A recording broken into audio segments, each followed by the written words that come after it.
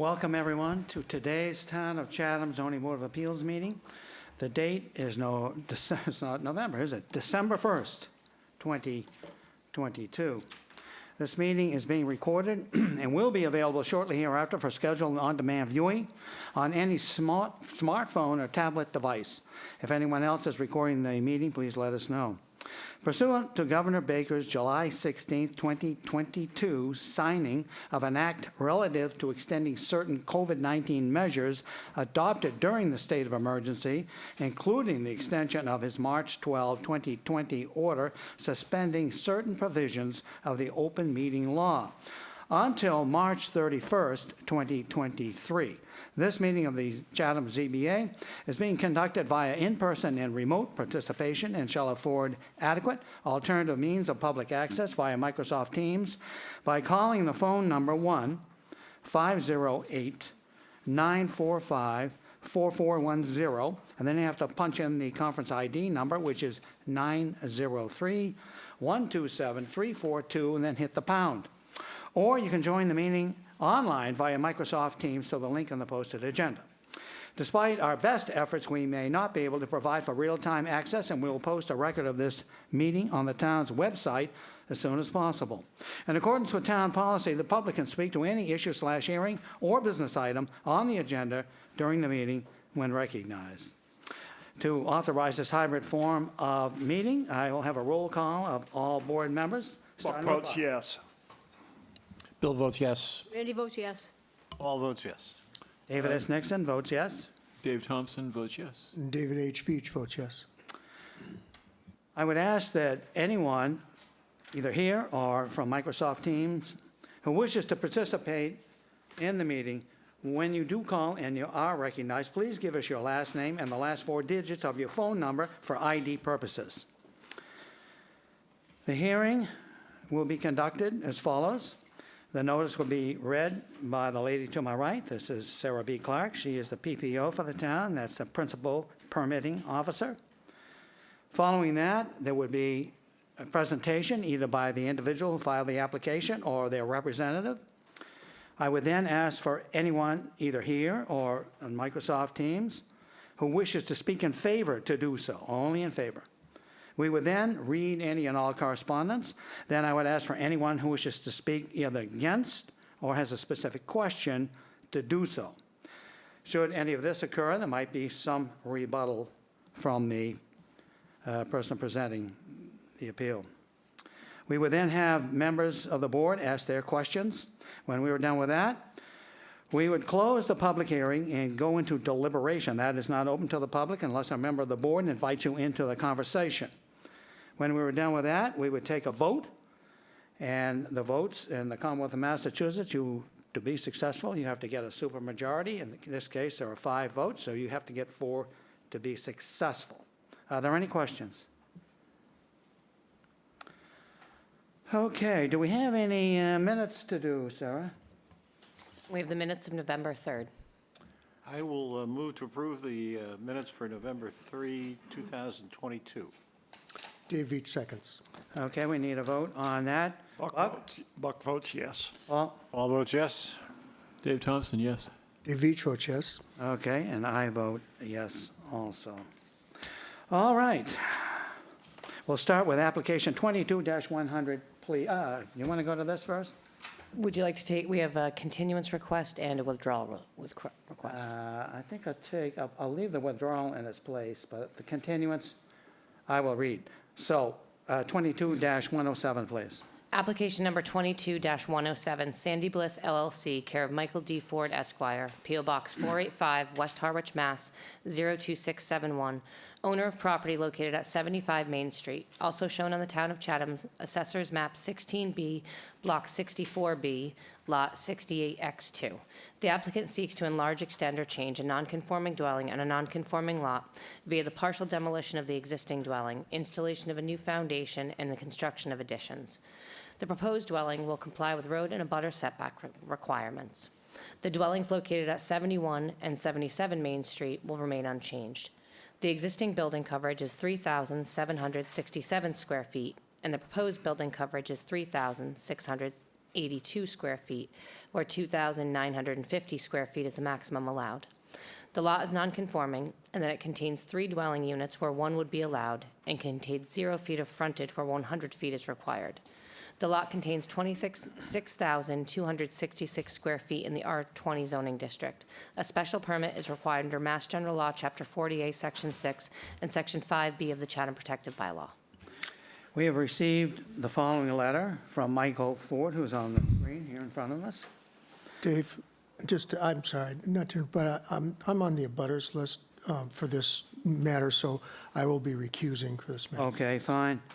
Okay, then I believe, Randy, it's your turn today to vote, if there should be anything.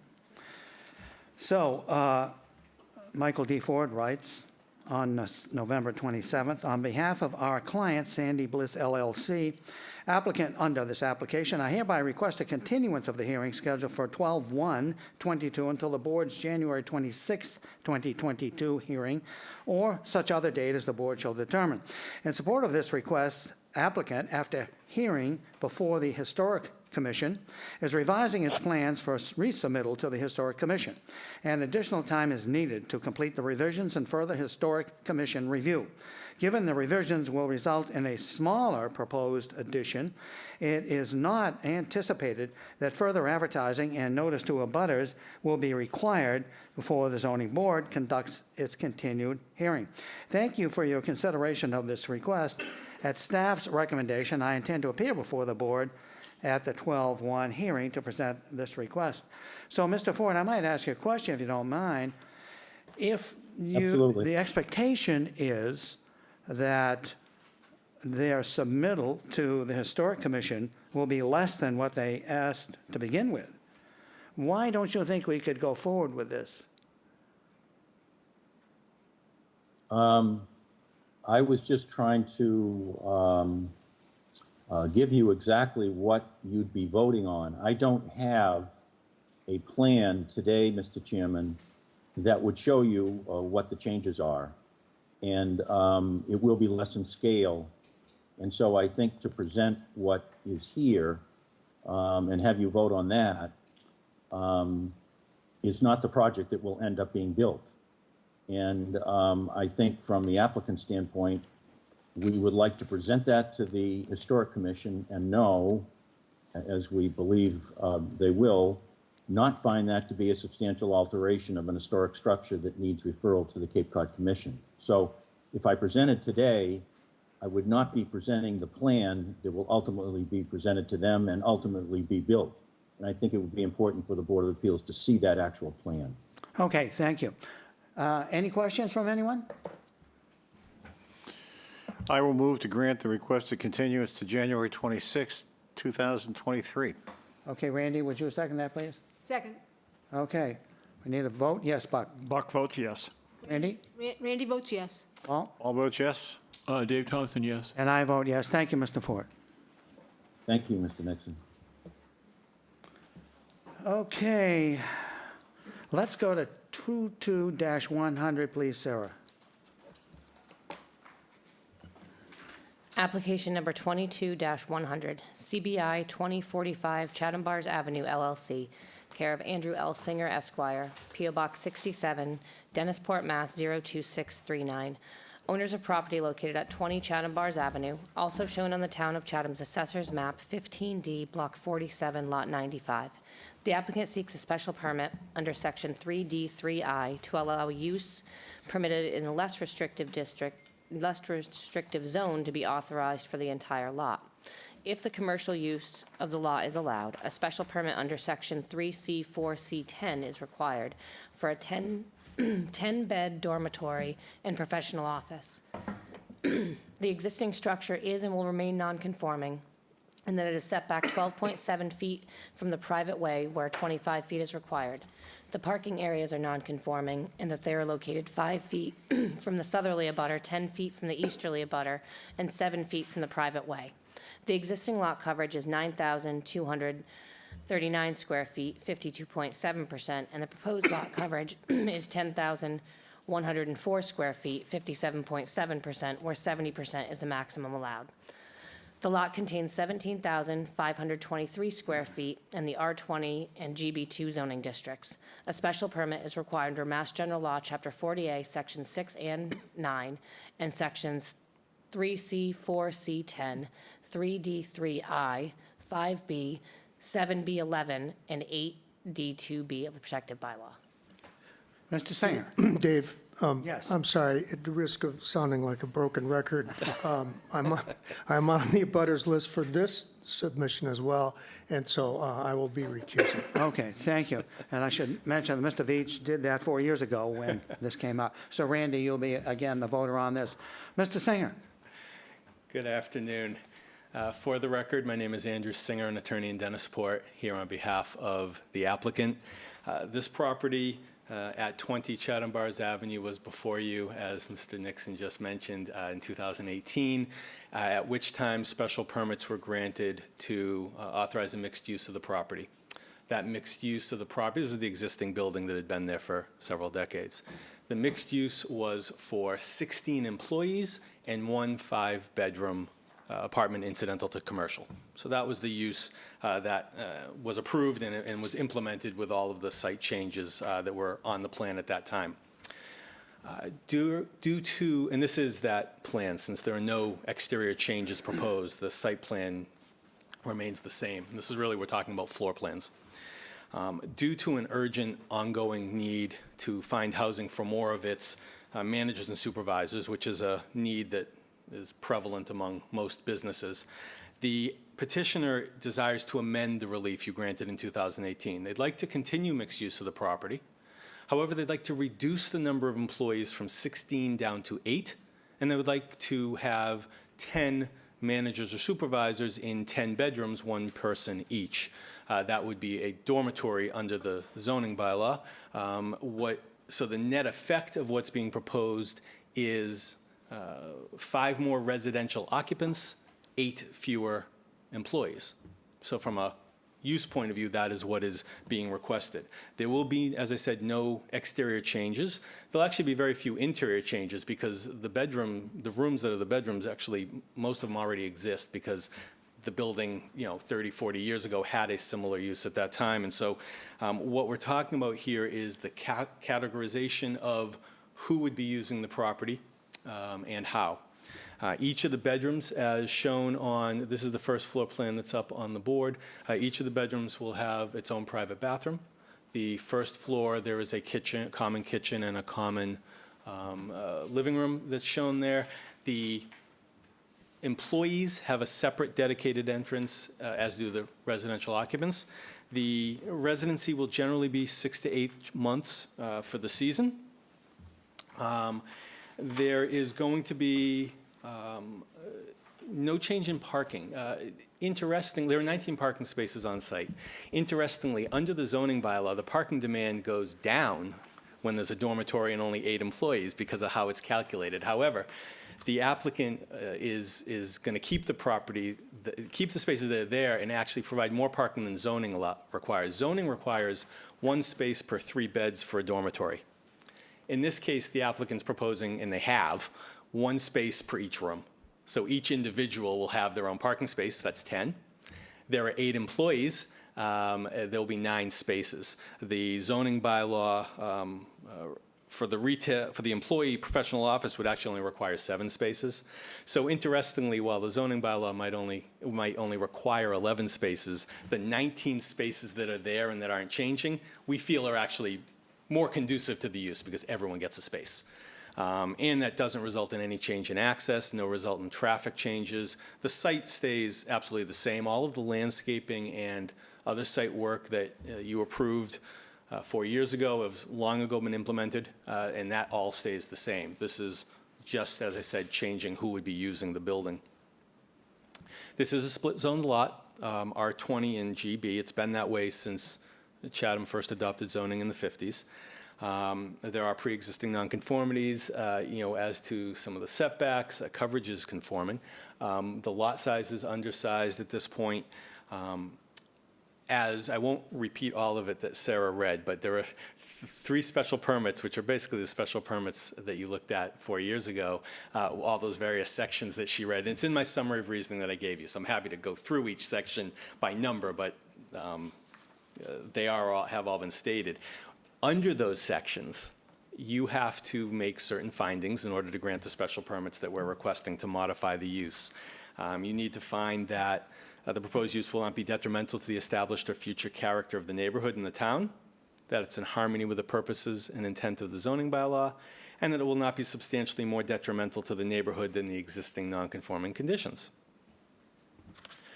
The petitioner respectfully submits that modifying the mixed use, which already exists on the property, to reduce the number of employees and increase by 5 the number of residential occupants for 10 individuals and 10 bedrooms is the most practical and economically beneficial use of the building and is appropriate to the neighborhood. The petitioner further submits that the proposal satisfies all of the requirements they'll discuss for the findings of fact that you need to go through for the review, and we suggest it's in harmony with the bylaw and will not be substantially more detrimental. We don't believe it will be detrimental at all, but it certainly would not be substantially more detrimental to the neighborhood than what's there today. Under the proposed findings, adequacy of the size of the site, the building exists, the parking exists, landscaping exists, everything exists and nothing's being changed. The proposed increase of 5 residents and reduction in the office use will remain compatible with the neighborhood. The number of bedrooms meets the zoning bylaw requirement for what can be on a site, so that's why we're not asking for any variance relief.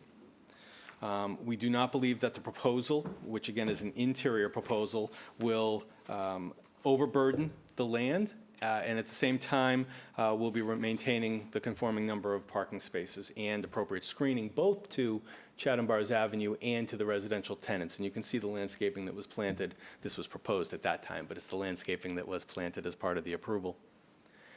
Compatibility of the sides of the proposed structure with neighboring properties. Again, the building doesn't change at all. Extent of proposed increase of nonconforming nature of the structure or use. There will be no changes or increases in any of the pre-existing nonconforming conditions. Suitability of the site. Mixed use is on the property under your previous approval. It will continue, and the only change is what I mentioned in the numbers.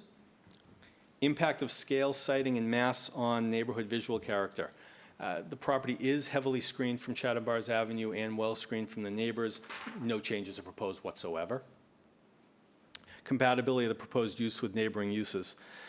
As we discussed 4 years ago, this is kind of a transition zone where you have the commercial district right to the south, and you've got some of the residences to the east. And we believe that by not changing the building and only reducing the commercial part of the building and increasing by 5 the residential occupants, we think that's a reasonable continued use of the property in this transition zone. We don't think it is going to be incompatible with the neighborhood. We don't believe there's going to be really any noticeable change to the neighborhood because these will just be people there, they'll be working, and they'll be coming back. Adequacy of method of sewage disposal, water and drainage, properties on town sewer and town water. You have a memo from the health agent noting those and saying that finds the proposal acceptable, doesn't impact sewer flow. Don't believe there'll be any impact on traffic flow and safety. Don't believe there'll be any negative impact on noise and litter over what's existing with the conditions that are on the site now, and all utilities service the property. Finally, the petitioner would offer for your consideration a condition and ask you to include it in your decision that there shall be no more than 10 residential occupants in the 10 bedrooms. Want to just be very clear that that's what we're asking for and that's what will be there, plus the 8 employees, but that would be part of the decision as well. For all of those reasons, the petitioner respectfully submits and requests that the board make the required findings of fact and grant either modified special permits or new special permits as outlined to allow this change in the existing mixed use of the property. If you have any questions, be happy to answer them. Thank you. Thank you. Is there anyone here or on Microsoft Teams who would like to speak in favor of this application? If so, please indicate now you'd like to join the meeting. Mr. Oppenheim.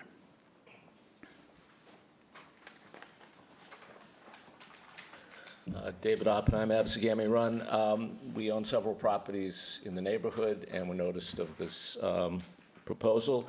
We're in favor of it. We'd had one concern, which has been addressed, it shows 10 bedrooms, and there would be no more than 10 occupants.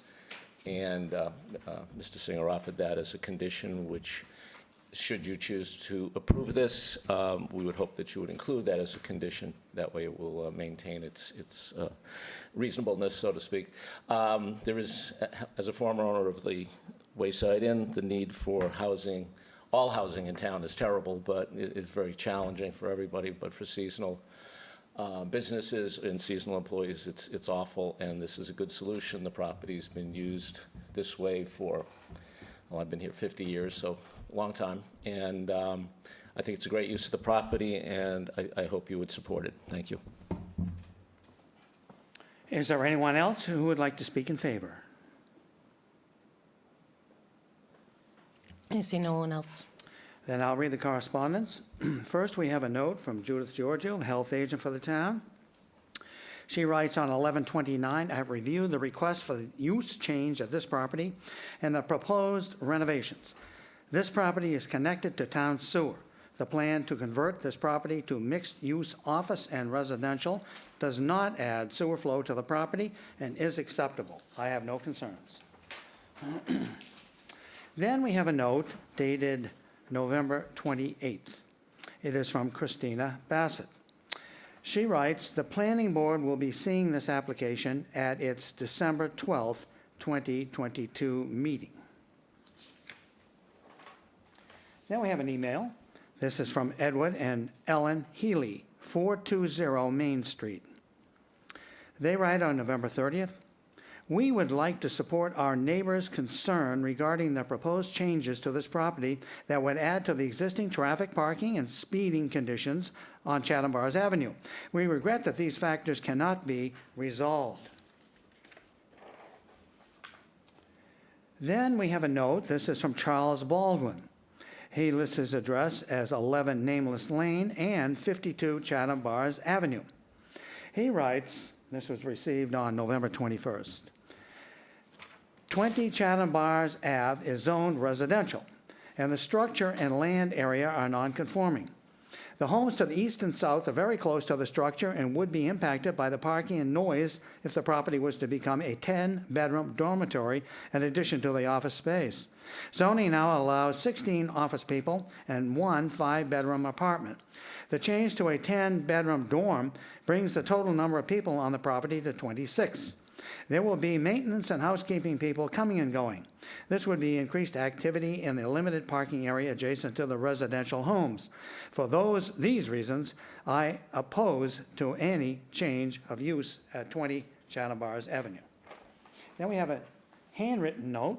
I believe the name is Sally B. Skillen, and this was received on November 16th.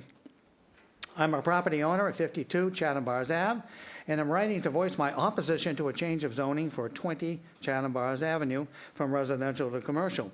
That building closely abuts residential, properties on Chatham Bars Avenue and Nameless Lane. Thank you for your consideration. Say the extent of the correspondence. Is there anyone either here on Microsoft Teams that wishes to speak either against this application or has a specific question? The gentleman in the back.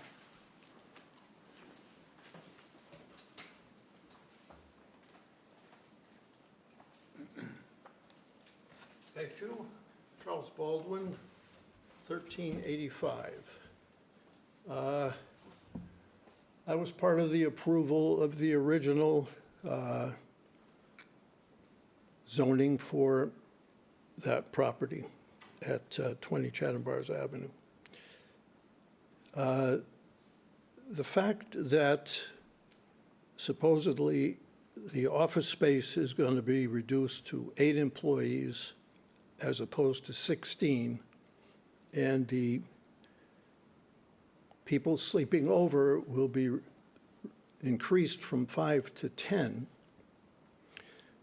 which is only a 3-person reduction in the use of the property, and the fact that now there's going to be more traffic because of 10 people as opposed to 5 people coming and going in the evening. A lot of these employees at the Chatham Bars Inn work late. So I feel that I have to oppose the proposal. Thank you. Thank you. Is there anyone either here or on Microsoft Teams who wishes to speak against or has a specific question?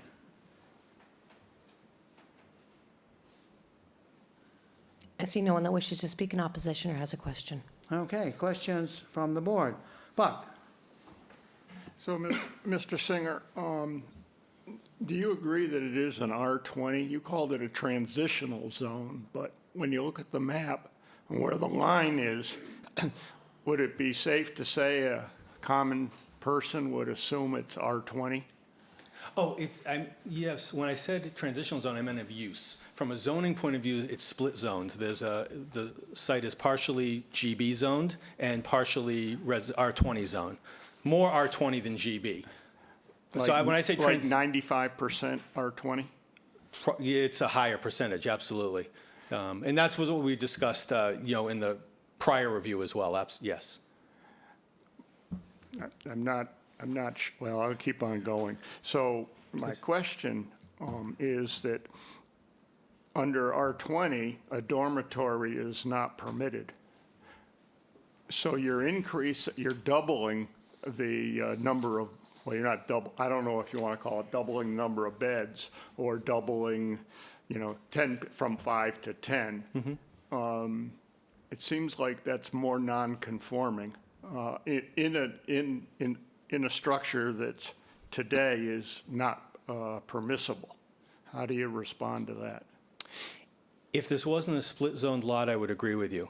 However, under section 3D3I of the zoning bylaw, the bylaw provides that a special permit is allowed to permit in the less restrictive zone something to be on the entire lot. So in this case, like before with the apartment incidental to commercial and a dormitory, they're both allowed by special permit in the GB zone.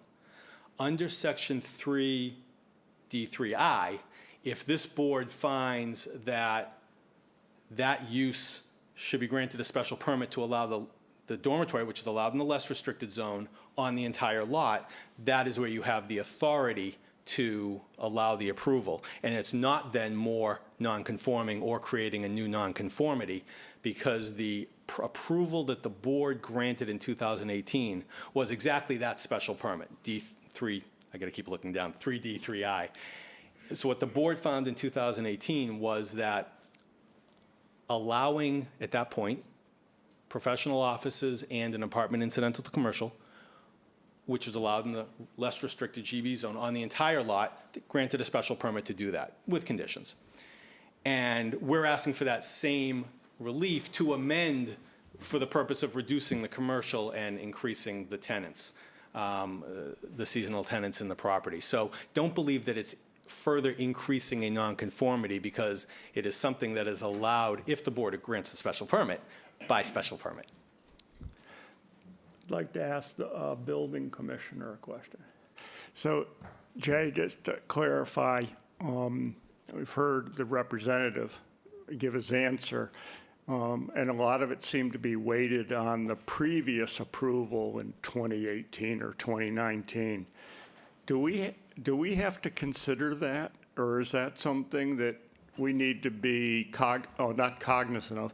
Is that part of our decision tonight, or we have a clean piece of paper from us and we're just we're to decide if there should be a special permit based on tonight's findings and ignore the previous decision?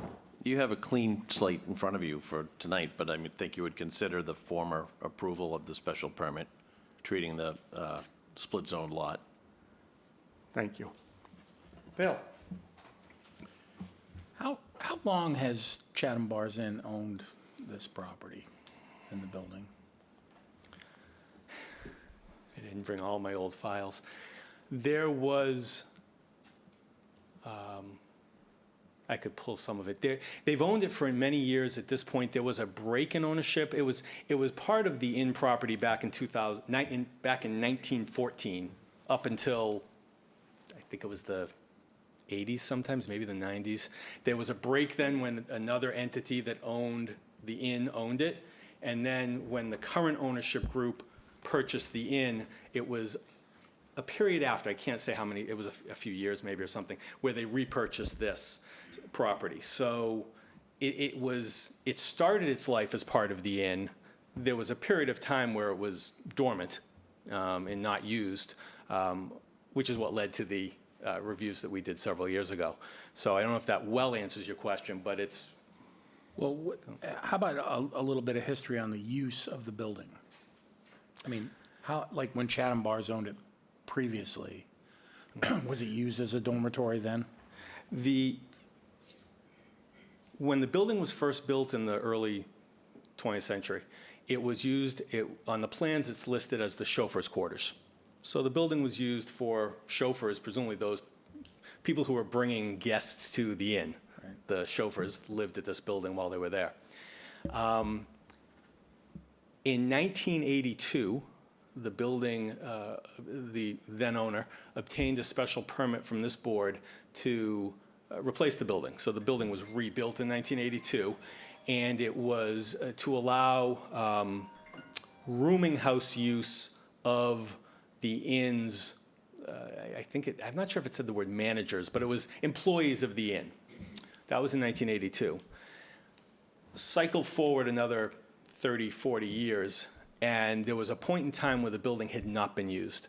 And we were working with a prior building commissioner, and there was a question of had the use been abandoned. And there was a lot of back and forth, on the property.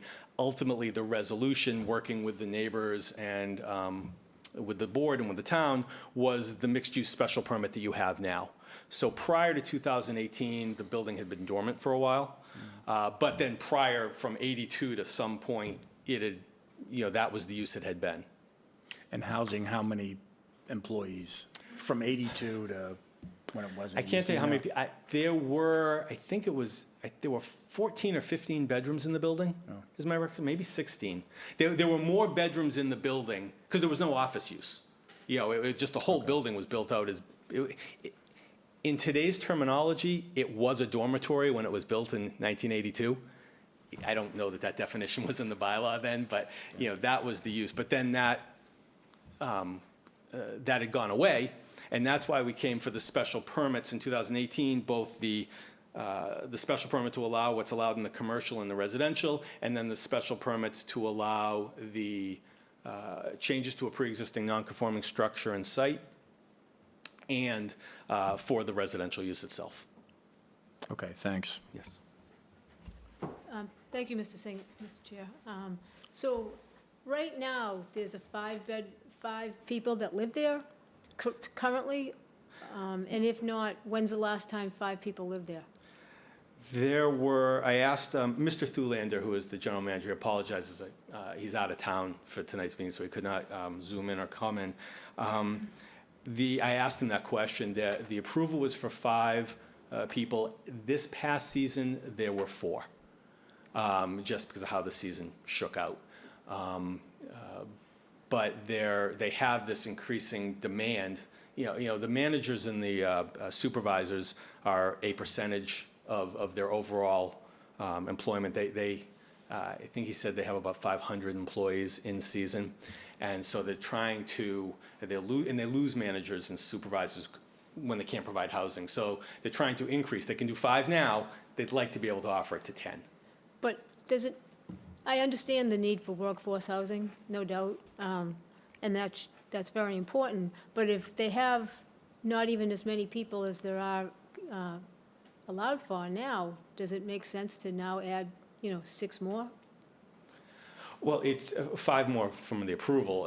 No, but I mean 6 more, because you have 4 that live there now, and you want 10, and so now you'll have 6 more spots, and you couldn't even fill 5.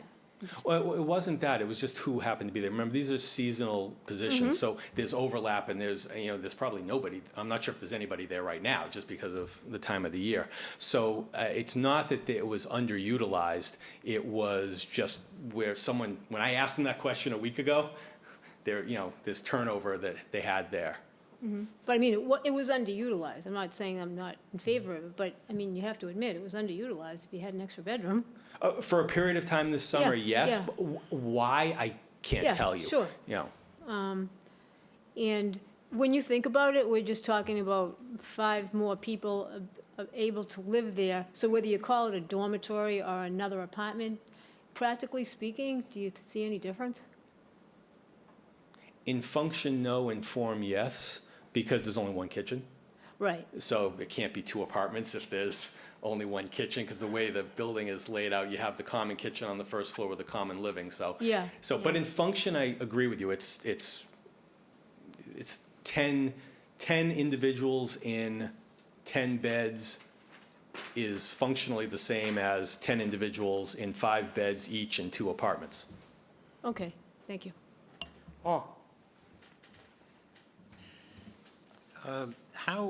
How is the layout of the building used now? I know that it's being used for some commercial use. And is that reflected on the first floor plan that we have submitted today? The predominantly, yes.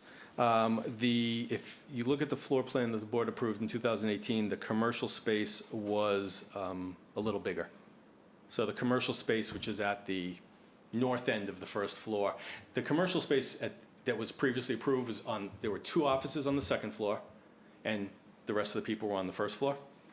And the approved offices on the second floor, which frankly were prior bedrooms that were converted to office that would be converted back to bedrooms. That's why I said they're not changing all that much physically, they're just the use. That would go away. There'd be no more commercial on the second floor. The 8 people would be on the first floor at that north end, that you can see here. So before, there were, if you look at the second floor plan, there's 2 bedrooms right above the commercial space, and those were their bedroom 1.2 and actually, is this the? Let me just double check. Okay, actually, this is an older plan. This was the plan. This was the 2018 plan, and the what was listed then as 1.1 and 1.2 were going to be where the second floor commercial was, and they haven't used that. That part of the decision was not yet implemented, and so that would become bedroom on the current plans that we gave you. Those are bedrooms 3 and 7. There you go. That's the proposed second floor plan, and the first floor would just be up for the 8 people. Did you not have a need for this kind of bedroom space in 2018, 19? No, there was a need, and some of the board members may require that I first applied for a variance for 2 5-bedroom apartments in Central Commercial. At that point in time, with everything that was going on, working with the board, working with the neighbors and everything, we withdrew that part of the application and revised it to be what the board ultimately approved. But there was a need for it then as well, but it just wasn't something that was that went forward at that time. And does the issue of percentage, it's commercial versus residential, 50-50 or 51-49 percentage, have any issue, any relevance today? I believe the answer is no, because those percentages are required when you have the apartment incidental to commercial. As a dormitory, my understanding that percentage does not apply. Can I clarify something? Charlie? No, Charlie? no, please sit down. Thank you. There's a little bit of a feeling here that we have the camel's getting its nose in the tent, and then suddenly the camel is taking over the tent. You start with a little bit of residential, and now you basically make it almost completely residential in terms of dormitory. What about the parking situation? the number of spaces doesn't change. And the idea, I guess, is that you're going to have one employee in each bedroom? Correct. And So- even though the zoning bylaw only requires one parking space for every 3 bedrooms in a dormitory, we're proposing 1 for 1. Right. But as a practical matter, how does that work? If you have a visitor, or, I mean, is somebody going to actually monitor whether there are 1 or 2 persons in the bedroom?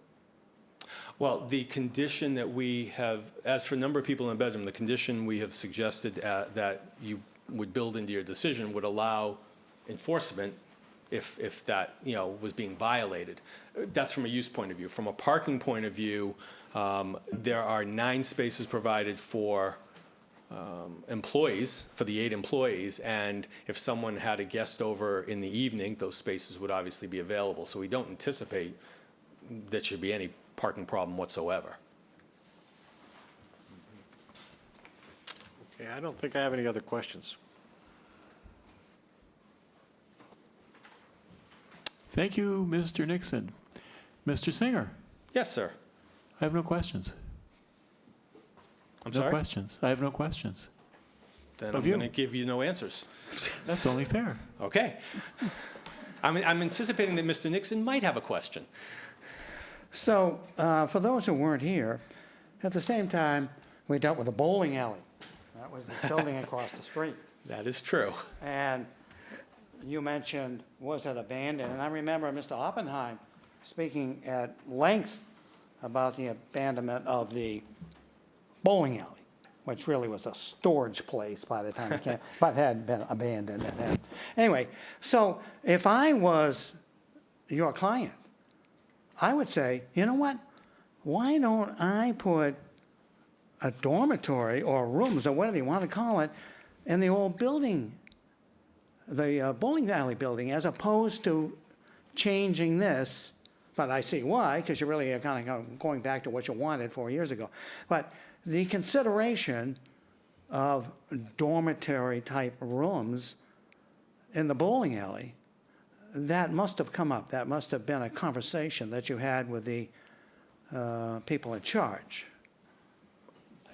I don't think we did actually, Mr. Nixon, because the bowling alley building it was ultimately approved for what was needed, which was storage in the maintenance division, Right. with significant limitations on outside parking and use and all that, as a separate filing from this property. So they were 2 separate filings, but we were doing them at the same time. And I don't believe we ever had conversation about making that building residential because there was a significant need for the maintenance division. Okay, well, I just thought I'd ask that question. Okay, Paul? I'll move. I'm sorry, Bill? One more question. Sure. That came up during. Sure. What are the offices actually used for? Are these people, pretty much, 8 to 5 or whatever, during the day? What It is for the reservation staff, reservation? so staff? it's daytime. It is? Yeah. Okay. So there's a chance that, and then the people who are going to be living here they could be any hours, right? Or are they more daytime? They could be different hours, yes, because they're managers. They could be restaurant managers, housekeeping managers, supervisors. Yeah, I would anticipate. I don't know, but I'm anticipating that they would not be a standard 8 to 5 Monday through Friday. Some of them are going to be working evenings and I'm weekends. just wondering if they're going to be working while, at the inn while the people are working. Oh, absolutely. I would expect. I would what the expect that. overlap I would is. expect that most of the residential occupants will be working at the main inn property while the reservation staff is on site. Okay. It won't be complete. There'll be people who are off or whatever, but absolutely. Okay, thanks. Buck, you had another question? Well, it's for Sarah. Was the vote in 2018 unanimous?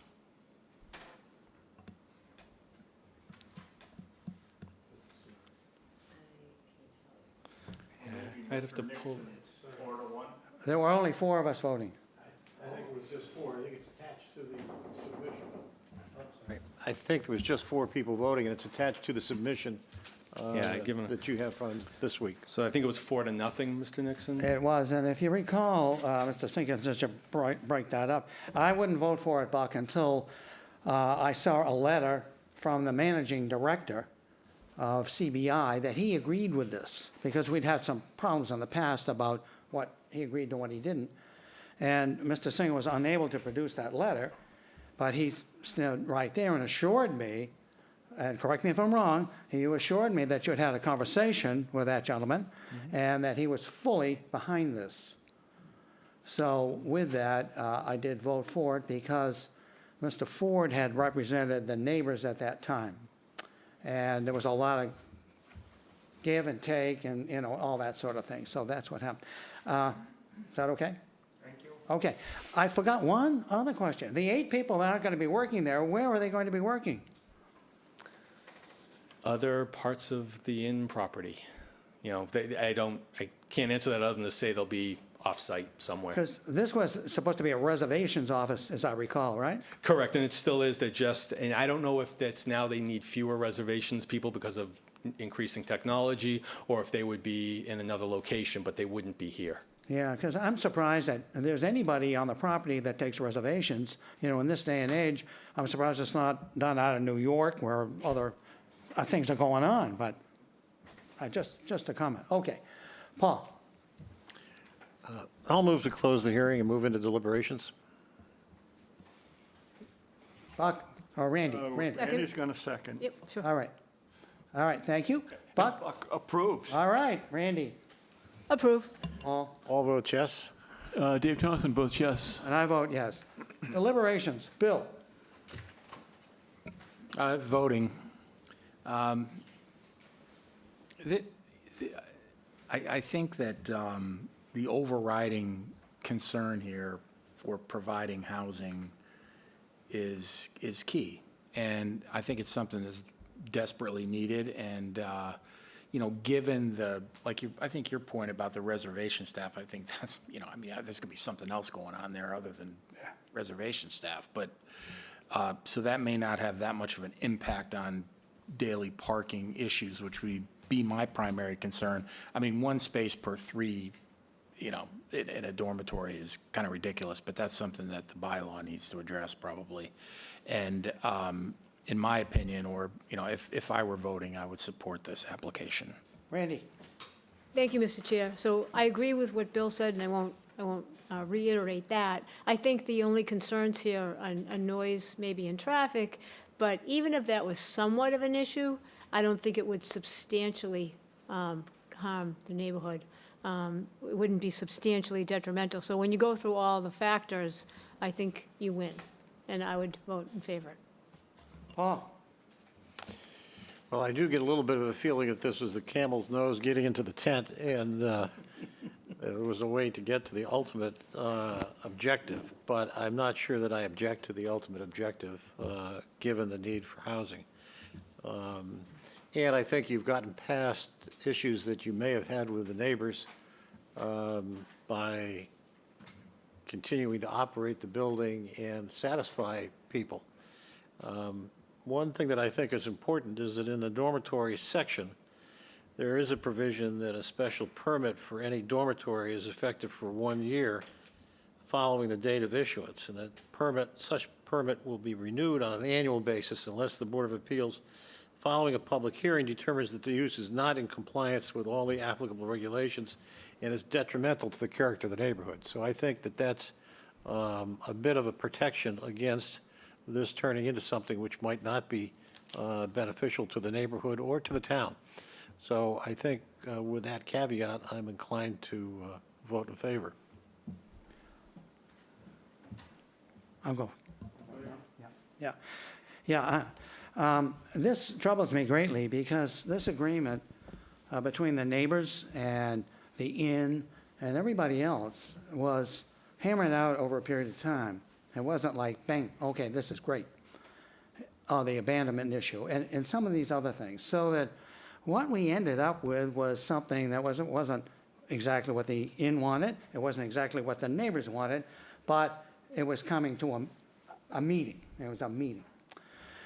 So now we have a situation where we're going to change to me and allow 10 separate units.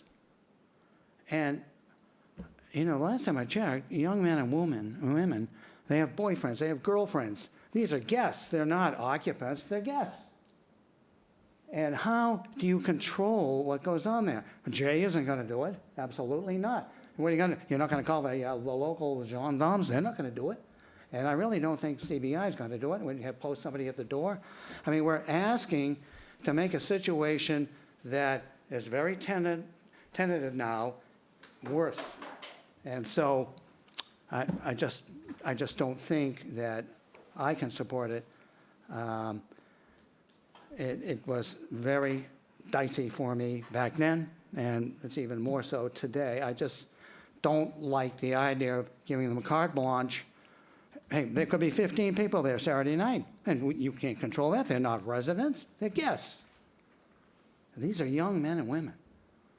They work all day, they work 12-hour days, they want to have a good time. And the neighbors live too close for us to allow this situation to get worse. Mr. Thompson.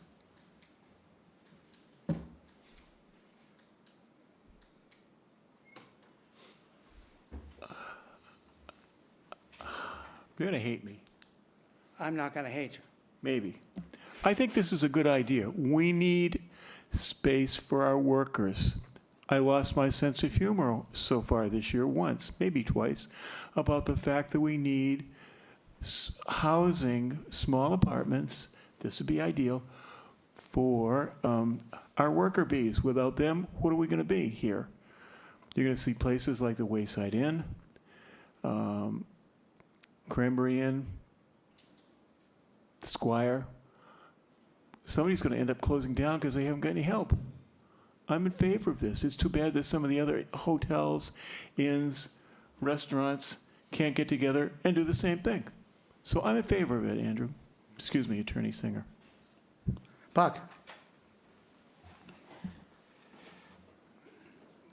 It certainly is well known that every employer on the Lower Cape is crying for more bedrooms, beds, affordable, attainable, low income. There's a lot of people talking about it and devoting a lot of effort to it. And as a strong supporter of the trades through Cape Cod Tech, I certainly believe we need every room available. However, when I looked at the floor plan, and I specifically looked at them to see how many beds were in each room, well, it was one bed, but they were all double beds. And I was wondering to myself, is that 20 single beds, or, you know, could they take that double bed out and put in 3 singles? And I said, you know, I'm not going to get into that because everybody knows that outdoor showers are against the law in Massachusetts. I mean, we've covered that, maybe not here, but everybody else knows gray water is not allowed. And yet Dr. Duncanson doesn't have anybody on staff volunteering for inspecting the shower. So I don't think we're going to have a bed check at this situation. I'm perplexed. I know that there's a strong demand, but I also, I feel that the people that write letters in opposition, I've said it many times and I'll say it again, it takes a lot more effort to stand up and say, I don't like it, I'm opposed to it, it's not in my best interest, and I'm kind of swayed by the neighbors as a tiebreaker. I'm probably not going to support it. Randy. Thank you, Mr. Chair, for let me ask a question procedurally. you know, I understand what you said about the kids partying. I may or may not have been one of those youths back in the day, and that did occur to me, but it's not in the criteria necessarily, and it's only a, you know, it's a possibility, and we can't predict the future. But would it be possible to have a one-year permit here, and we could revisit it next year, see how it went? We'll see if they even used the 10 beds. I just didn't know if that was possible, so I just wanted to throw that out there. Point of order, if I could. Well, just a sec. Sarah, what's the answer to that question? I believe with proper notice, we would have to renotice next year to reopen a hearing, because the board can, with, I believe, under 4817, have an applicant be pulled back in with proper notice to abutters and everything like that, but we'll see what. Yeah, and Randy, I don't know honestly how you'd get those numbers. You know, who's there on July 1st, it's not who's there on October 1st, and so on and so forth, you know? I just think it would be time-consuming, difficult, I don't know. Mr. Singer? Thank you, Mr. Chairman. I think Mr. Simple already addressed that, which is not only, with all due respect, Mr. Chairman, not only is it possible, it's the bylaw. The section on dormitories, and we haven't asked for any variances, talks about it being, you know, effective for 1 year, and you renew it, or it's renewed annually unless it's overturned at a meeting. So I think the bylaw is anticipating exactly what you're saying is, you know, you look at this to make sure it's not a problem. So what, you know, I would suggest is if you vote to grant it, you know, for the 1 year, the one season, or however you phrase it. And we're coming back to you next November. And if you find that, I don't have the bylaw right in front of me, Mr. Semple, you read it, but if you find that whatever is going on during this year has been detrimental or noisy or whatever the language is, then you don't have to renew it. But it would let it happen. It would let it for 1 year, and then we could come back next November. Or December, it's now December already, and, you know, we could discuss it then. I mean, if there's going to, I agree, building commissioner is not going to be going in there every day. However, I also know the neighborhood, and Mr. Thulander has been very active in talking to the neighbors, including Mr. Baldwin, and is always saying, look, if there's a problem, call me. If there are problems, I am comfortable that everyone's going to know about it. And it haven't been problems for the last 4 years, and I don't anticipate there being any problems. But I'd ask if you would grant the requested relief, and so we could show you that this won't be a problem. If it turns out to be a problem, you have the way to deal with it. Well, I don't think that we need to limit it to a 1 year time frame. I think the bylaw, by its provisions, says that it's a 1 year effective special permit. So I think the issue is, are we going to have any feedback that then would come back to the board, in which case we could take action to deal with it. But, you know, we have a dormitory situation really that we approved behind the Orpheum in that area, and I have not heard that anything has come back to the board for what in effect is workforce housing in that area. So I'm not quite as concerned about it, and I do understand that the neighbors here are active. We had a lot of discussion, legal representation, everything else the last time around. So I think the provisions of the bylaw are sufficient as they exist now. Okay. So, Mr. Singer, would you like me to go ahead with the vote? I think what I'd like to do, if the chair will indulge me, and you're probably expecting what I'm about to say, is if you would poll the board, and I think I'm probably looking at yourself and Mr. Upson, because you were the two who had concerns. And if the 4 votes aren't there, I'll withdraw. But I would hope that at least one of you might agree with the others and grant this for a year so we could try it. Okay, Thank so you. I will do that for you, if you'd like. Please, thank you. So I would ask that board members, I'm just going to ask you how you would vote, and you either say yes or no. And we can start with Bill,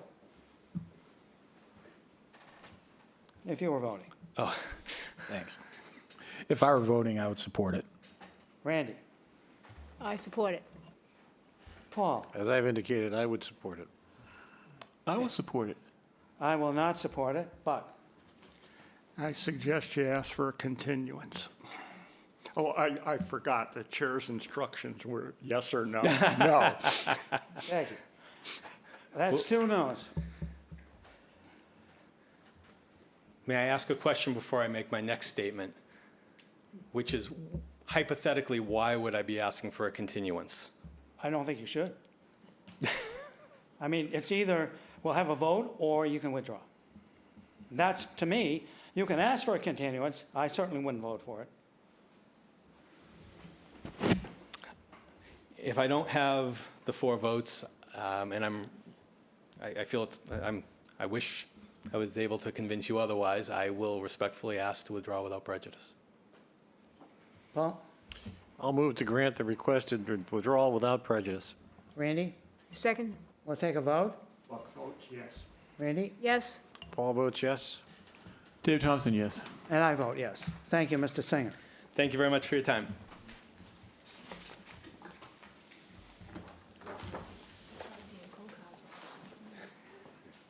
Okay. Yes. Always used to drive me nuts. Welcome back, Mr. Veach. Co-counsel or co-defendants, somebody would ask a question you didn't want to ask.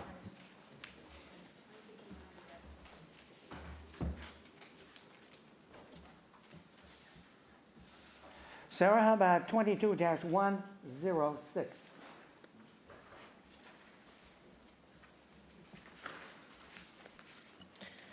Application number 22-106, Thomas J. and Joanne M. Regan, care of Chris Childs, 537 Route 28, Harwichport, Mass. 02646. Owner of property located at 65 Pine Ridge Road, also shown on the Town of Chatham's Assessor's Map 8B, Block 73, Lot S18. The applicant seeks to enlarge, extend, or change a conforming dwelling on a non-conforming lot via the demolition of the existing dwelling and the construction of a new dwelling. The proposed dwelling will comply with all bulk and dimensional requirements of the bylaw, but is considered a substantial alteration under the second except clause of Section 6 of Mass General Law, Chapter 40A. Such substantial alteration requires the grant of a special permit. The existing building coverage is 954 square feet, 7.6%, and the proposed building coverage is 1,508 square feet, 12%, where 15% is the maximum allowed. The lot is non-conforming in that it contains 12,531 square feet, where 20,000 square feet is required in the R20 zoning district. A special permit is required under Mass General Law, Chapter 40A, Section 6, and Section 5B of the Chatham Protective Bylaw. Mr. Childs? Good afternoon, Chris Childs with Patriot Builders on behalf of the applicant. Excuse me. So we are proposing to demolish an existing conforming single-family dwelling and replace it with a larger but still conforming single-family dwelling on a non-conforming lot. The proposed dwelling is a pretty traditional Cape Cod style home with an Nantucket dormer, very simple, no garage, 3-bedroom dwelling. I can get right into the criteria if that's okay. Okay.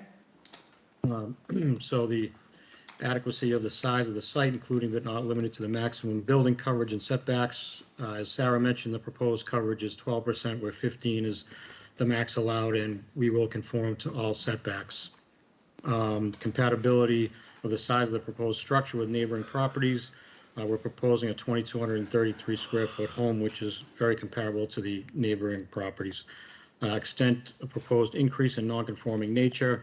The nonconforming nature of this property is the site itself. It's the lot itself, not the dwelling.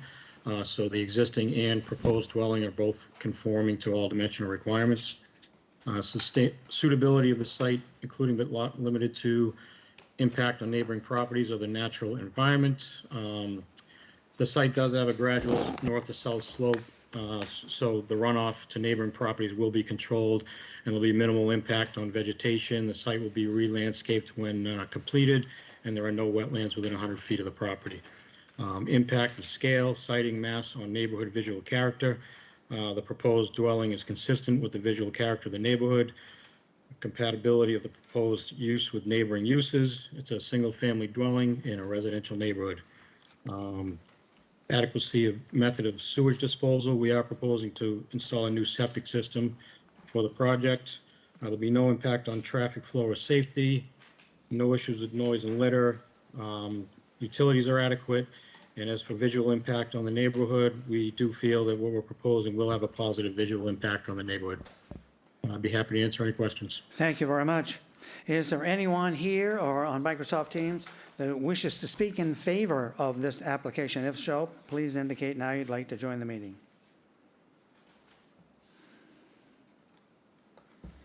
There's no one that wishes to speak in favor. Okay, I'll read the correspondence. This is from Judith Giorgio, our health agent here in Chatham.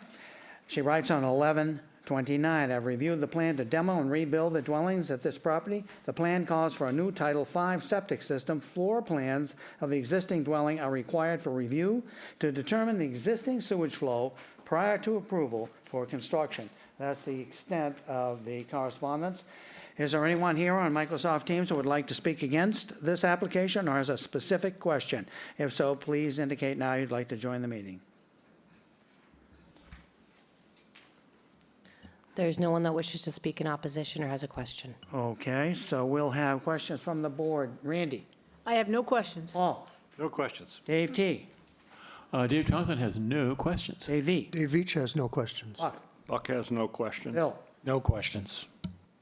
I'll move to close the hearing and move into deliberations. Dave Veach seconds. I need a vote on that. Buck? Buck votes yes.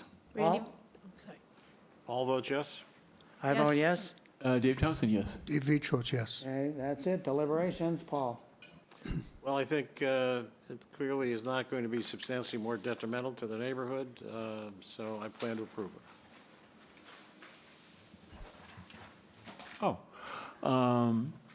I think it's a really great idea. It's fitting with the neighborhood. This whole neighborhood seems to be upgrading like this. Patriot Builders, you've done a great job of Thank your you. plans. We haven't seen you. Yeah, right. So far, anyway. Yeah. Mr. Veach? Yeah, I agree with the previous comments, and it does meet all of our criteria, and I will be happy to support it. Buck? Great presentation, lovely design, and I will support it. Bill? If voting, I certainly would support it as well. Randy? As do I. I love it. I think it's beautiful, and best of luck. Okay, Paul? I will move to approve the application as submitted. I guess the question is, what is your plan, Mr. Childs, in terms of construction?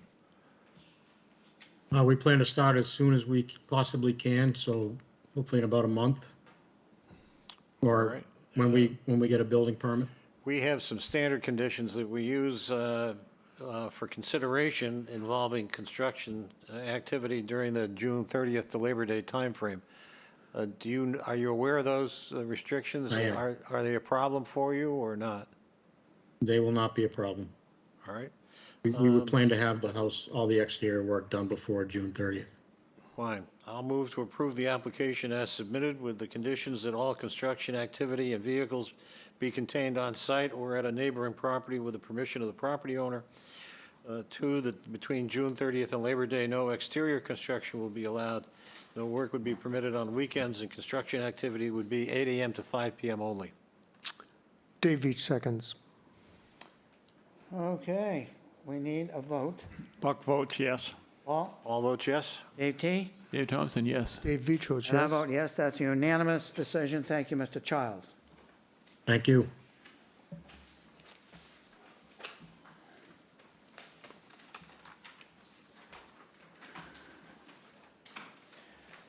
Okay, Sarah, 22-108, please. Application number 22-108, Chatham Productions LLC, care of Greg Clark, 1234 Chestnut Street, Suite 211, Newton, Mass. 02464, owner of property located at 5 Annabelle Lane, also shown on the Town of Chatham's Assessor's Map 14E, Block 37, Lot 5. The applicant proposes to construct a single-family dwelling in a GB2 zone, which requires the grant of a special permit. The proposed lot coverage is 4,013 square feet, 31.2%, where 70% is the maximum allowed. The lot is conforming with 12,877 square feet, where 7,000 square feet is required in the GB2 zoning district. A special permit is required under Mass General Law, Chapter 40A, Section 9, and Sections 3C, 4C, 26, and 8D, 2B of the protective bylaw.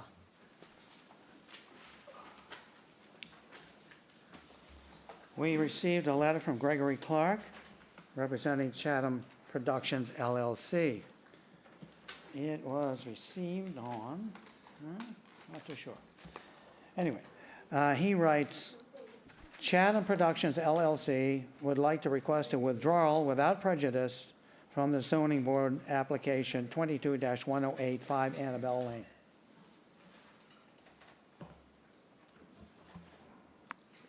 I'll move to grant the requested relief without prejudice.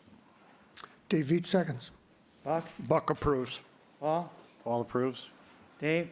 Dave Thompson approves. Dave Veach approves. Okay, and I approve also. Okay.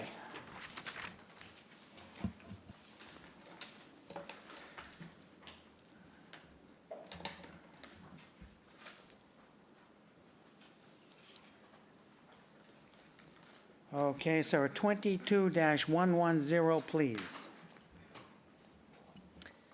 Application number 22-110. Roland and Deborah Trailer, care of Eric Tolley, 299 White's Path, South Yarmouth, Mass. 02664. Owners of property located at 166 Landing Lane, also shown on the Town of Chatham's Assessor's Map 13K, Block 30, Lot R11. The applicant seeks to enlarge, extend, or change a non-conforming dwelling on a non-conforming lot via the demolition of the existing deck and the construction of an open porch. The existing deck is non-conforming and is located 17.8 feet from the easterly abutter. The proposed open porch will be non-conforming in that it will be located 17.8 feet from the easterly abutter, where a 25-foot setback is required. The existing building coverage is 2,137 square feet, and the proposed building coverage is 2,717 square feet, where 2,850 square feet is the maximum allowed. The lot is non-conforming in that it contains 21,007 square feet in the R40 zoning district. A special permit is required under Mass General Law, Chapter 40A, Section 6, and Section 5B of the Chatham Protected Bylaw. Good afternoon, ladies and gentlemen. My name is Eric Tolley, representing Deb and Roland Trailer of 166 Landing Lane. We're here before you this afternoon to request a special permit under Mass General Law, Chapter 40A, Section 6, and Section 5.8 of the Chatham Protective Bylaw to demolish and reconstruct an existing 18 by 18 deck, which currently has a 17.8 foot setback. The resulting setback will be the same of 17.8 square feet, 17.8 feet from the rear property line where 25 is required. And we are also asking, as part of this special permit, to be allowed to install a roof over this deck, resulting in 2,717 square feet where 2,850 is the maximum allowed. In terms of your criteria, we believe the site is adequate. The compatibility of the site with existing structures will remain, as is a residential use in a neighborhood of similar residential uses. I have outlined the increase in the non-conforming nature. The site is suitable. There will be no impact on neighboring water bodies or the natural environment. No impact to scale, as it was in keeping with the residential nature of the existing neighborhood. Again, number 6, compatibility of the proposed use with neighboring uses will remain compatible with neighboring uses. The no impact to sewage disposal, water, or drainage. Should be no impact to traffic flow or safety. No impact to noise or litter. Utilities are adequate. We don't believe there will be visual impact, and the proposed addition is not located within the floodplain. So with that, I'll open it up to questions. Thank you. Is there anyone here or in Microsoft Teams that would like to speak in favor of this application? If so, please indicate you'd like to speak. I see no one that wishes to speak in favor. Okay. We have one piece of correspondence. This is from Judith Giorgio. She writes on 11/29. I have reviewed the plan to add covered porches. The change does not increase the sewage flow. I have no objections or concerns regarding the request for a special permit. Is there anyone here or on Microsoft Teams that would like to speak against this application or has a specific question? If so, please indicate now you'd like to join the conversation. I see no one that wishes to speak in opposition or has a question. Okay, questions from the board? Mr. Thompson? Thank you, Mr. Nixon. Mr. Tully, I have no questions for you, sir. Thank you. Mr. Beach? Dave Veach has no questions. Buck? Has no questions. Bill? No questions. Randy? No questions. Paul? No questions. Nor do I. I'll move to close the hearing and move into deliberations. Dave Veach seconds. Buck approves. All approves? Dave Thompson approves. Dave Veach approves. I approve. Okay, deliberations. Dave? This certainly to rebuild this and put a roof over it is not substantially more detrimental in any way, shape, or form. I think it's actually an improvement. It meets all of our other criteria, so I will support it. And I'll be glad to approve. Bill? I would also support it voting. Randy? Would I? Paul? Yes, clearly support, it's supportable. Dave T? Ditto. Yes. All right. Definitely. Okay. I saw a crew out there working as I was out there, so I Well, think I they're- did too. I think they're on our ready to go. I don't think we need any additional conditions on this, so I'll move to approve it as applied for. Dave Veach seconds. All right, we need a vote. Buck Buck? approves. Paul? All approves? Dave? Dave Thompson approves. And Dave I Veach approve. approves. That's a unanimous vote. Thank you very much, Mr. Thank you very Tom. much.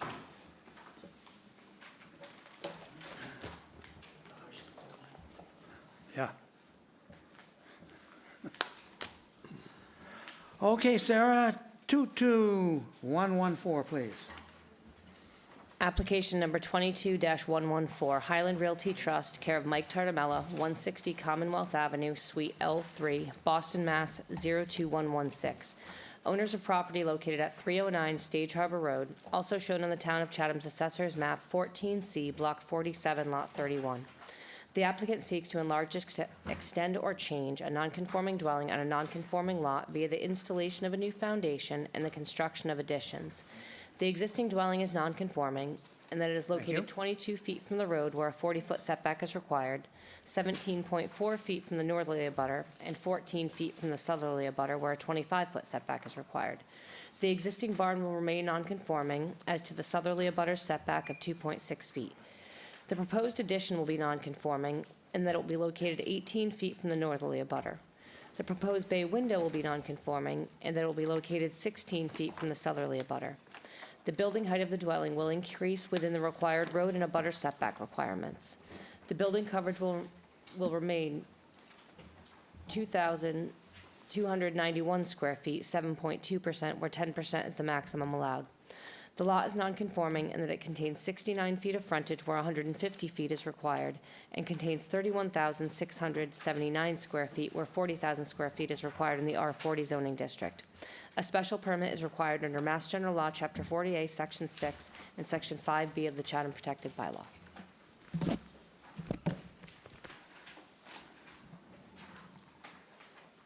Floor is yours. Okay, thank you, Mr. Chair. So good evening, I guess, or afternoon still, everybody. Mike Tartamella, Patrick Ahern, architect for 309 Stage Harbor. I think if we have our PDF presentation, I think we could start with slide 2. But what we have here is a pre-existing non-conforming two structures on a non-conforming parcel. What you see here shaded in gray are the proposed additions, and what you see here dashed are the proposed pieces of the existing structure to be removed. So we're talking about an existing nonconformity here that's going to be decreased, but still a nonconforming bay window being added. We have an existing portico here that will be removed and a new portico constructed. And we have an existing screen porch that's going to be enclosed in the back corner of this structure, but a portion of it being removed from the footprint entirely. So all in all, there's really a reduction in the nonconformity. The other aspect of this structure is we're going to be lifting it, putting a new basement foundation underneath it, and putting the structure back down. In the course of doing that, in order to get it slightly out of the ground a little bit more from grade, from deteriorating material, we're lifting the structure up a total of 11 inches in ridge height. Overall, the mass and scale of the structure stays the same. We did go through the historic review process for this, and it was unanimously approved.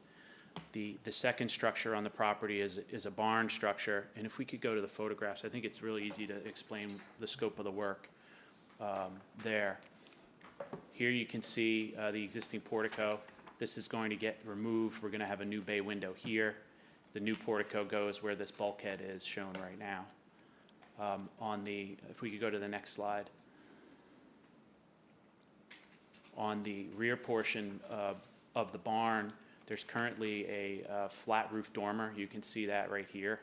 We're going to be removing that along with the deck and reconstructing both of those with a more of a proper 4-pitch roof dormer as well as a new flat roof deck. We are going to be removing this secondary staircase entirely. So there's a reduction in the footprint on that structure as well. I have the criteria here I can read through Please. Thank quickly you. and take any questions.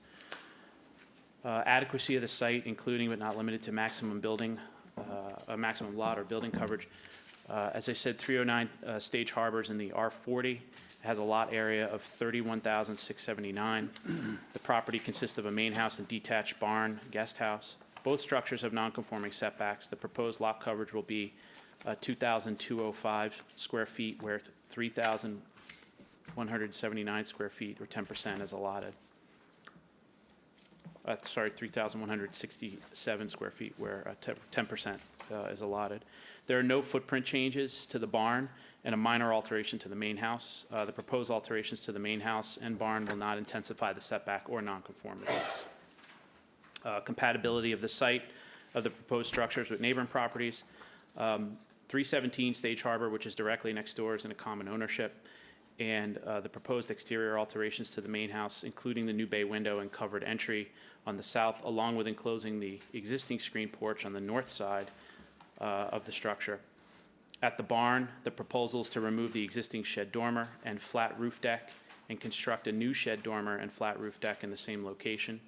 All of the proposed alterations maintain the scale of the massing and existing structures and are consistent with other properties in the surrounding neighborhood. Number 3, the extent of proposed increase in nonconforming nature of the structure or use. As part of the proposal, the main house will be picked up and a new foundation will be installed underneath. As a result, the ridge height will be increased by 11 inches from the existing ridge height, which is still below the maximum ridge height for the district. Suitability of the site, including but not limited to impact on neighboring properties or the natural environment, including slopes, vegetation, wetlands, groundwater, water bodies, and stormwater runoff. The topography of the property in this location is relatively flat, and there's minimal impact on the surrounding plantings at the property line. Stormwater and runoff will be slightly reduced due to the proposed reduction in lot coverage. There's a slight reduction in lot coverage, actually, even with the proposed additions going on the structure. Impact to scale, siting mass on neighborhood visual character, and including views and vistas.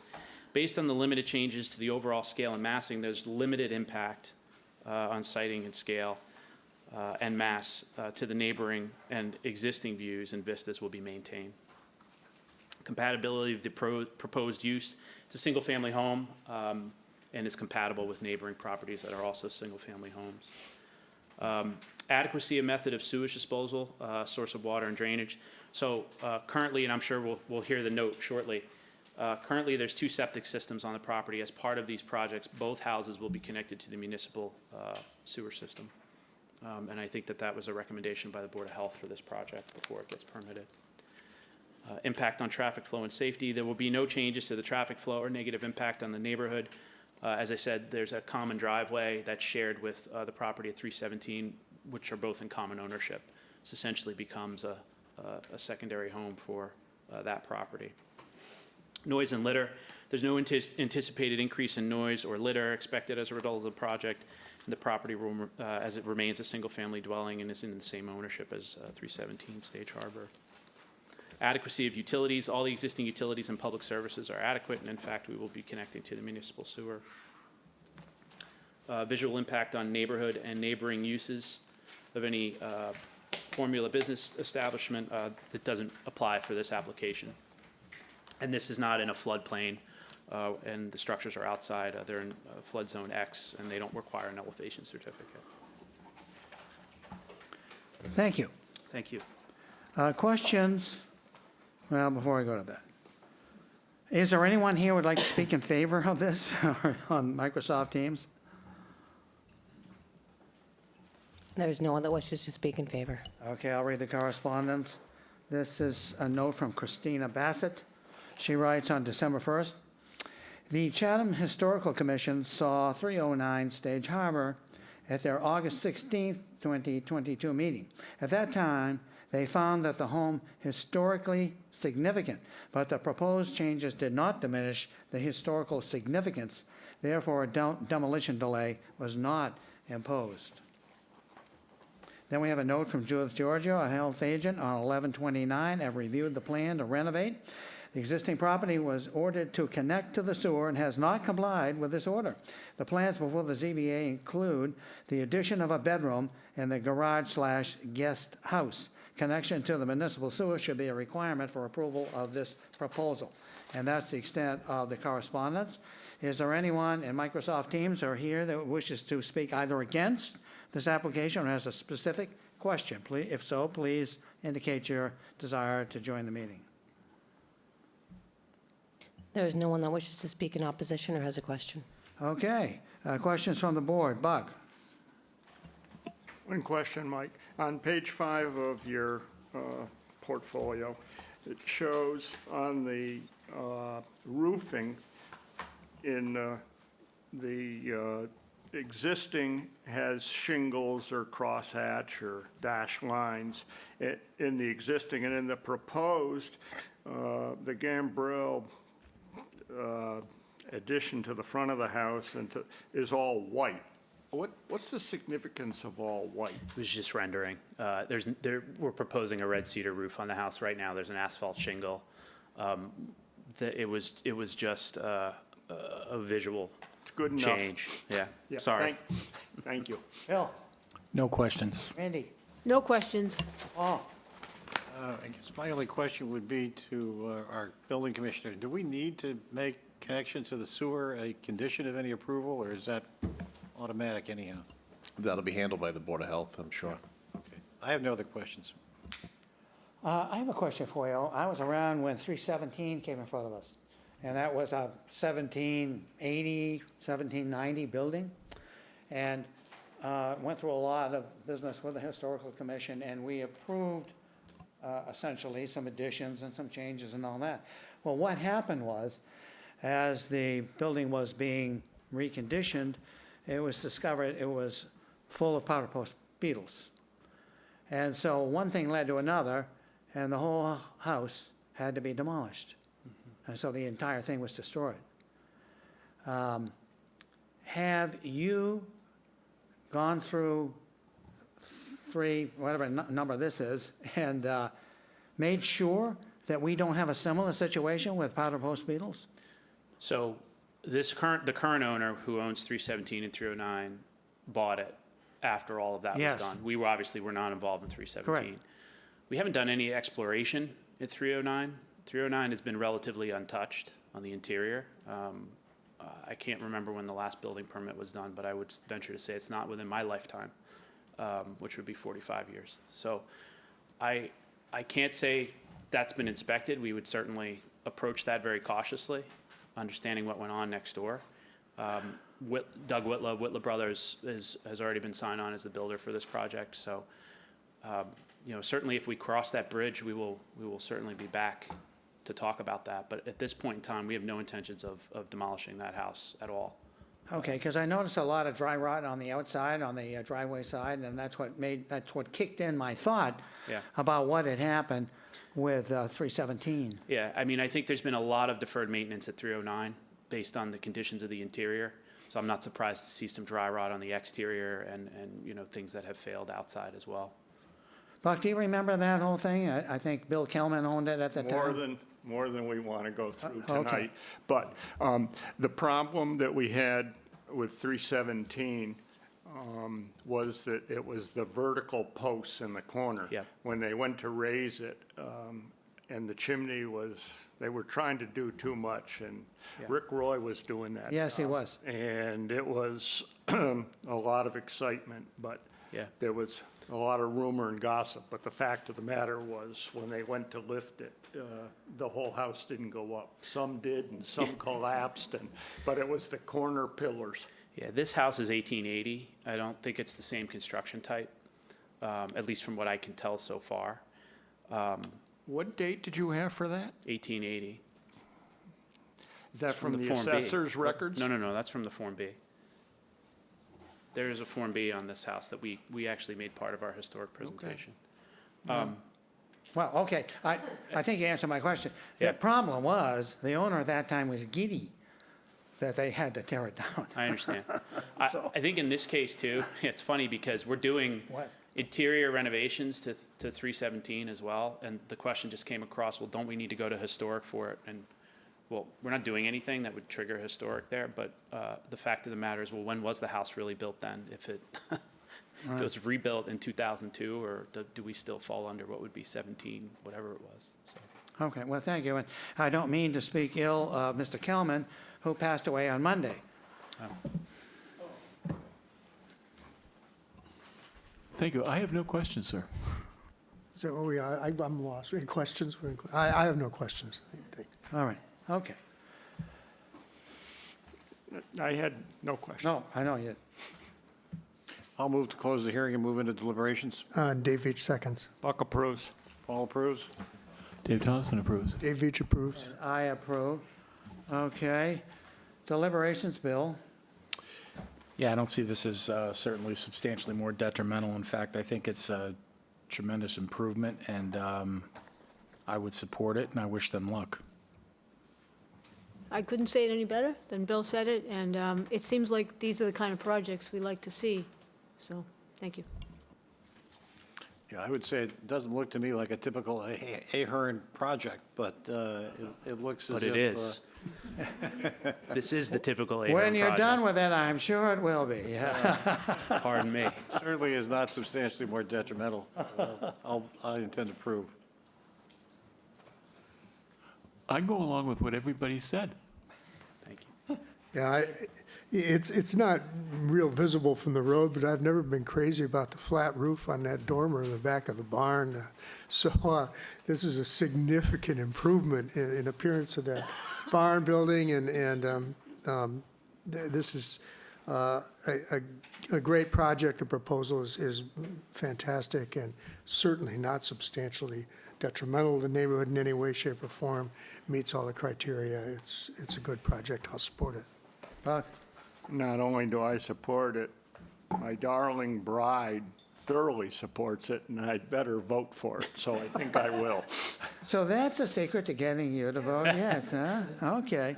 All right. Well, and what you said, Mr. Veach, about the roof on that back building, you know, for no other reason, I would vote for it just to see that change. So, great.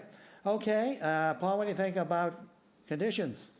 Well, what are your plans in terms of construction? Yeah, I was trying to speak to Doug about that today. I mean, we would get started in earnest, and I think the goal would be to get the house up and back down before the summer anyway. They used its 317 in the summer. They're not interested in having heavy construction during those months, so I think we wouldn't have any issues with the conditions that you would normally place.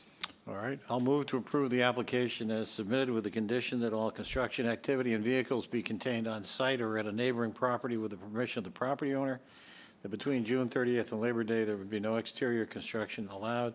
No work would be permitted on weekends, and construction activity between 8 a.m. and 5 p.m. only. Dave Veach seconds. Need a vote? Buck? Buck votes yes. Paul? All votes yes. Dave T? Dave Thompson, yes. D? Dave Veach votes yes. I vote yes, that's a unanimous vote. Thank you very much. Thank you. Thank you, everyone. Let's see. At this time of the year, the chair typically appoints a nomination committee for the officers for the year coming. And this year, I asked Mr. Thompson if he would do it, and he said he thought he could do it by himself. He doesn't need any help, so. He didn't say. I put that into your mouth. Anyway, he did accept. So he's the nomination committee. Do we need a vote? No. No. Well, unless you'd like to vote, go ahead. Buck approves. All right. Paul? I approve. Well, I want to ask you. Dave Veach enthusiastically approves. That's because I let you off the hook this year. Thanks, yeah, I appreciate that. And I enthusiastically. Now you can vote, Mr. Thompson, if you like. Well, I've already talked to Mr. Veach regarding this, and he's agreed to help. Oh, good. Mr. Veach has agreed to help. Oh, excellent. Well, there's a committee of two. I like that. Okay. So I think we need to have closure to today's activity. Motion, I will move to adjourn. Dave Veach seconds. Buck Pros. Bill? Approve. Randy? Approve? All approves? Dave T? Dave T., yes. Dave Veach approves. And I approve. And the official time, Sarah, is? 3:37 Wow. PM. How about that?